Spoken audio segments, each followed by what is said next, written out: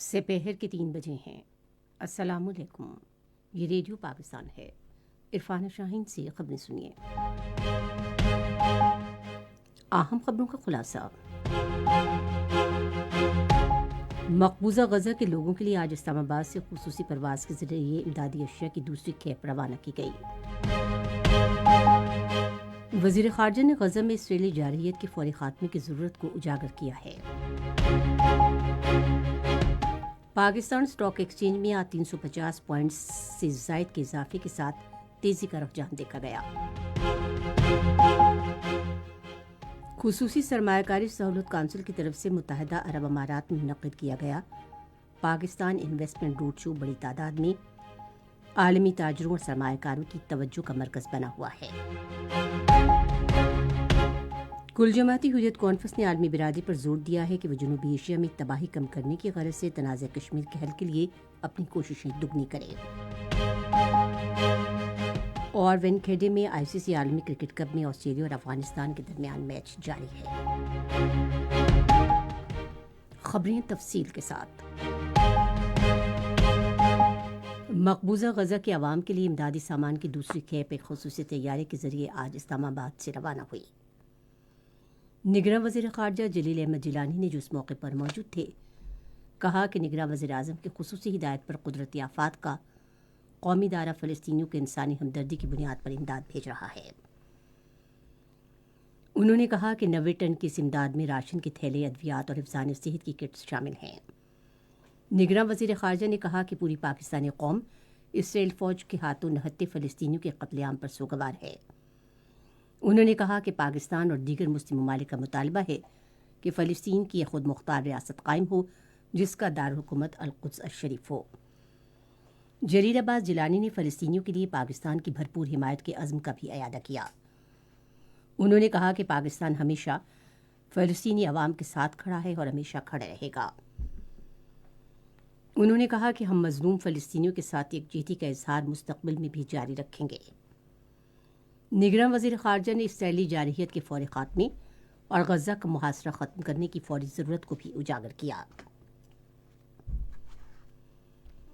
مذہبی ہم آہنگی اور مشرق وسطی اور اسلامی ممالک میں پاکستان کمیونٹی کے نمائندے خصوصی مولانا طاہر اشرفی نے آج اسلام آباد میں نگراں وزیر اعظم انوار الحق کاکڑ سے ملاقات کی اور مشرق وسطی کی بگڑتی ہوئی صورتحال پر تفصیلی تبادلہ خیال کیا۔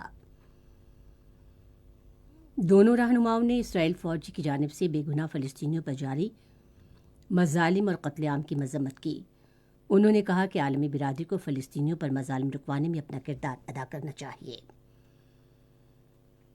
وزیر اعظم اور مولانا طاہر اشرفی نے فلسطین خصوصاً غزہ میں صورتحال پر جلد منعقد ہونے والے اسلامی تعاون تنظیم کے اجلاس کا بھی خیر مقدم کیا۔ گزشتہ ماہ کی 7 تاریخ سے جاری اسرائیلی جارحیت کے نتیجے میں اب تک محصور غزہ اور مقبوضہ مغربی کنارے میں شہداء کی تعداد 10,000 سے تجاوز کر گئی ہے۔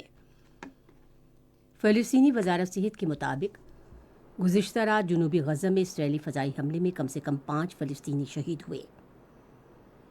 اسرائیلی بمباری میں رفح میں قائم پناہ گزینوں کے کیمپ الشبور میں ایک رہائشی عمارت کو بھی نشانہ بنایا گیا۔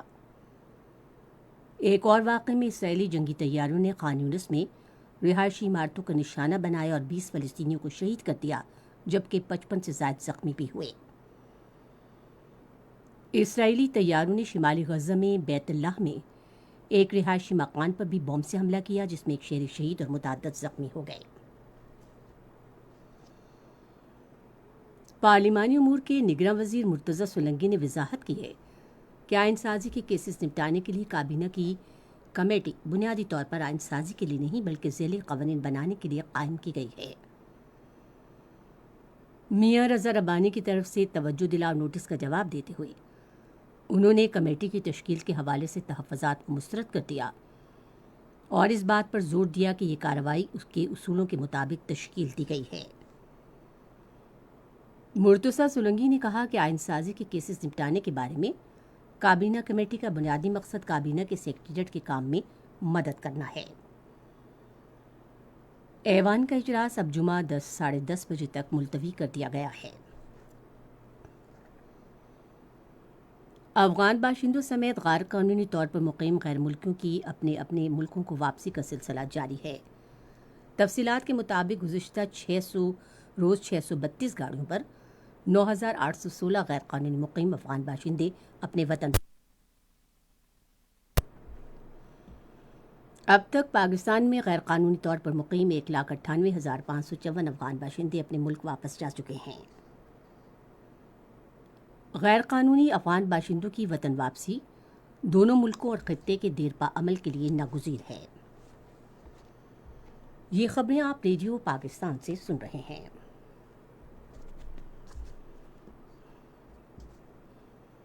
پاکستان اسٹاک ایکسچینج میں آج سے پہر بھی تیزی کا رجحان جاری رہا اور 100 انڈیکس میں 350 پوائنٹ سے زائد کا اضافہ دیکھا گیا۔ 350 سے زائد پوائنٹس کے اضافے سے 100 انڈیکس 5214 پوائنٹس کی ریکارڈ سطح پر پہنچ گیا۔ اسٹاک مارکیٹ میں جاری مثبت رجحان کو تاجر اور کاروباری برادری نے قومی معیشت کے لیے خوش آئند قرار دیا ہے۔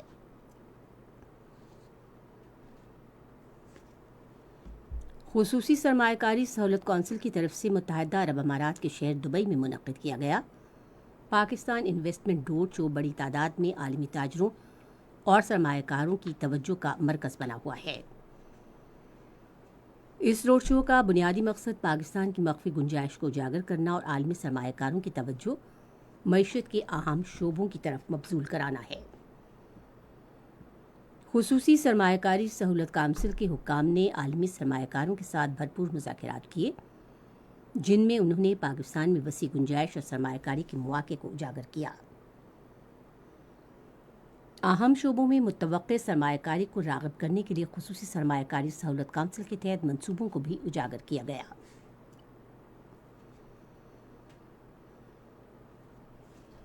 پاک فوج نے جنوبی وزیرستان میں لڑکیوں کی تعلیم کے فروغ کے لیے ایک بڑا قدم اٹھایا ہے۔